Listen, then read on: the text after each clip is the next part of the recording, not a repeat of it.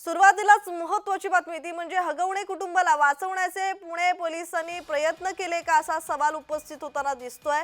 पुणे पोलिसांची भूमिका ही संशयाच्या भोवऱ्यात आहे। सुनांनी केलेल्या तक्रारीची पोलिसांनी दखलच घेतली नाहीये।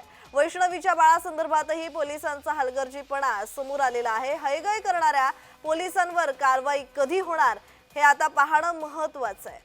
आणि या संदर्भात अधिकची माहिती देत आहेत आमचे प्रतिनिधी चंद्रकांत शिंदे। शिंदे सर, हगवणे कुटुंबाला वाचवण्याचे पुणे पोलिसांनी प्रयत्न केले का असा सवाल उपस्थित होतोय, कारण पोलिसांच्या भूमिकेकडे आता संशयाच्या नजरेने पाहिलं जात आहे। या संदर्भातला अधिकचा तपशील।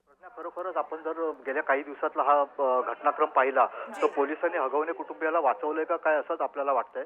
कारण ज्या दिवशी वैष्णवीने आत्महत्या केली त्याच्यानंतर वैष्णवीचा धीर आणि सासरा फरार झाले। बरं, ते फरार झालंय ते काय महाराष्ट्र म्हणजे पुणे किंवा महाराष्ट्र सोडून बाहेर गेले नव्हते, ते पुणे आणि आसपासच्या परिसरातच फिरत होते आणि पोलिसांना हे सगळं माहिती असतानाही त्यांनी त्यांना अटक केली नाही। पण मात्र जेव्हा माध्यमांचा आणि राजकीय नेत्यांचा दबाव वाढला त्यावेळेला पोलिसांनी त्या दोघांना अटक केली आणि आता त्यांना कोर्टासमोर हजर केलं। आणि याच्यापूर्वीही जेव्हा जेव्हा मयुरी जगतापने तक्रार दाखल केली, वैष्णवीने तक्रार दाखल केली होती, त्यावेळेला पोलिसांनी कोणतीही कारवाई केली नाही आणि त्याच्यामुळे त्यांची हगवणे कुटुंबियाची मनोबल वाढलं आणि ते सतत त्या वैष्णवीवर अत्याचार करत राहिले।